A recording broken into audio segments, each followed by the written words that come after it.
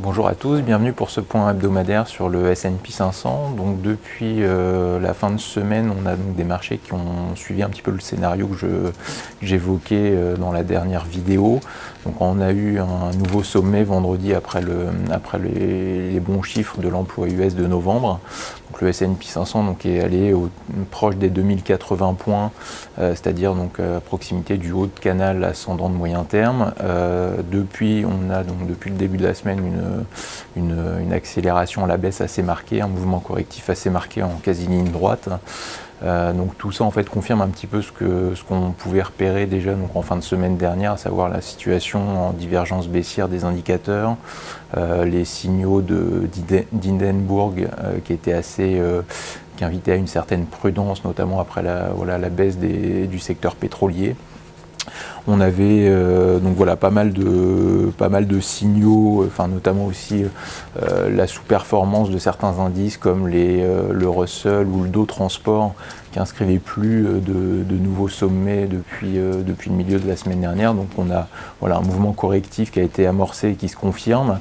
Donc désormais en fait l'enjeu, donc les causes évidemment, donc c'est à la fois la Chine avec les craintes donc d'un ralentissement marqué, la situation en Grèce, le risque politique en Grèce qui a ressurgi là dernièrement, et surtout la chute du pétrole avec là pas plus tard qu'hier la nouvelle baisse de l'or noir suite à l'abaissement des prévisions de l'OPEC pour la demande en 2015. Donc tout ça contribue à un certain réel sell-off sur les indices actions. Donc l'enjeu là dans les prochaines séances, ça va être la tenue des 2015 points sur le S&P 500. Les 2015 points, c'est le seuil en rouge, c'est un seuil intermédiaire que vous voyez donc en rouge sur le graphique. C'est à la fois donc la cible qu'on a en projection du double sommet qu'on a fait sur le S&P 500 entre les 2050 et 2080 points. C'est également une zone d'overlap et un premier tracement de Fibonacci. Donc voilà, donc l'enjeu là pour d'ici la fin de semaine globalement, ce sera de voir si le S&P 500 tient au-dessus de ce niveau. Si c'est le cas, je pense qu'on peut rebondir, aller chercher les 2060 points.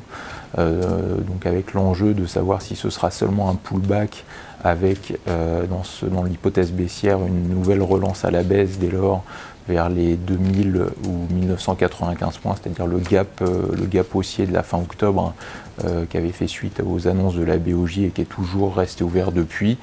Donc ça c'est dans l'hypothèse baissière. Si on franchit par contre les 2060 points, là on pourrait envisager le rallye de fin d'année vers de nouveaux sommets.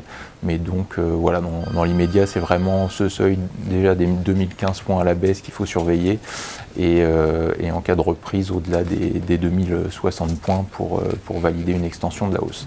Voilà, bonne fin de semaine à tous et à la semaine prochaine.